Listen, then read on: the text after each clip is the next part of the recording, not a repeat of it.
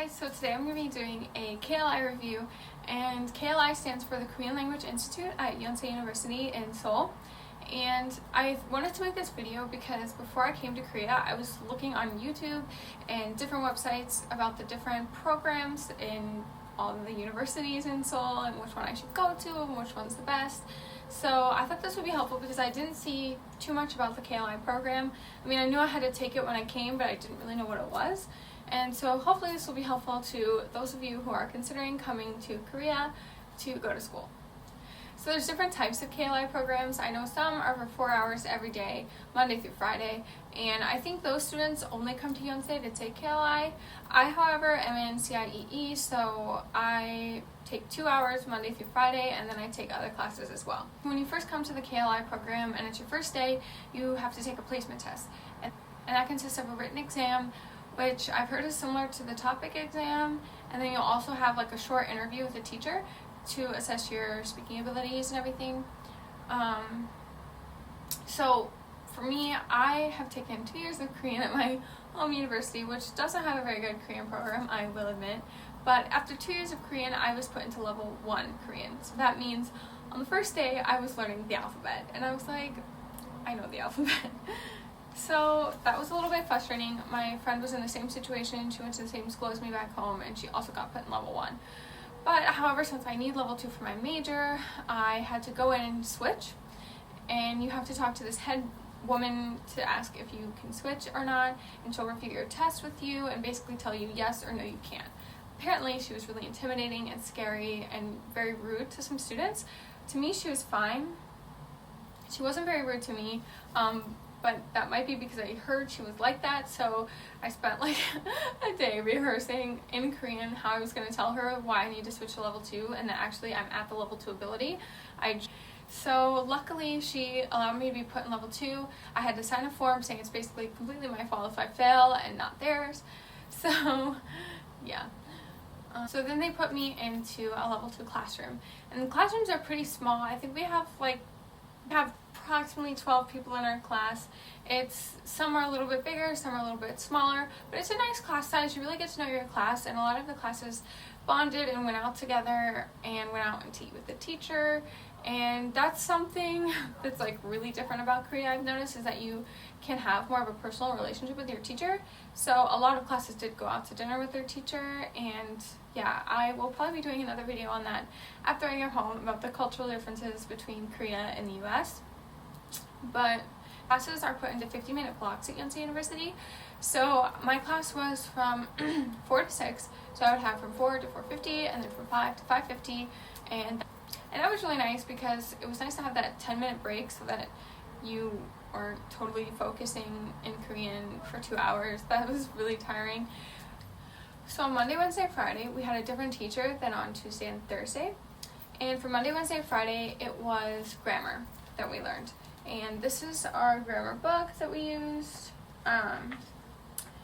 She would have us go through a few chapters. This is like a typical little page that we would do. There's this little dialogue, we'd read through it, she'd read through it, we'd take turns reading through it, and then we'd have a little activity on the side to go along with the vocabulary that we used that day, and then more activities to go along with the grammar. And then what I really like about this book is that they have the grammar points explained back here, and I think it does a really good job at explaining the grammar points because I really understood everything that we've done, and I can't say that about my home university's book. My home university's book was so confusing that sometimes I just wouldn't even read the explanation because I was like, it's not going to make sense anyway. But I really like how this book explains things and gives you examples.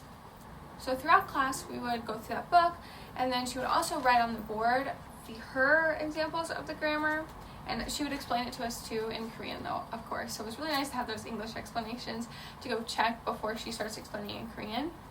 But yeah, she would put examples on the board, write example sentences, and this is an example what typical notes would look like for my class. I don't know if you can see it or not, but yeah, she would just put she would explain more in depth, I think, than the book did. And we'd also have the vocabulary words explained and written out. So that was that. She would also have us go around the room and practice using the grammar. Sometimes we'd get to play a game, which was really fun, but that didn't happen too often. Oh, also, they'll give you a sticker every time you win a game. Your team wins at a game, and my class got pretty competitive about those stickers. Apparently we're supposed to get chocolate at the end for, I don't know if it's whoever has the most stickers or per sticker you get chocolate, I don't know, but apparently that's a thing. But then Tuesday, Thursday was a different teacher, and she was really fun and relaxed, and it was just a completely different environment. I think she was our reading teacher, but she also helped us with speaking.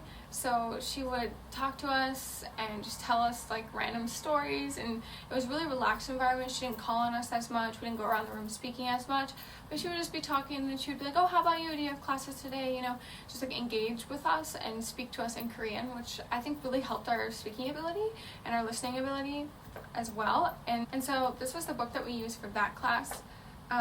We would read passages like this, and then there would be, like, she would read it, and then we would read it sentence by sentence, and then we'd go around the room each reading a little paragraph, which really helped with our reading ability. There's a vocab box. We do activities about vocab, and there would be questions about the stories. And something that I just realized, like literally 2 weeks ago, is that all the answers are in the back of the book.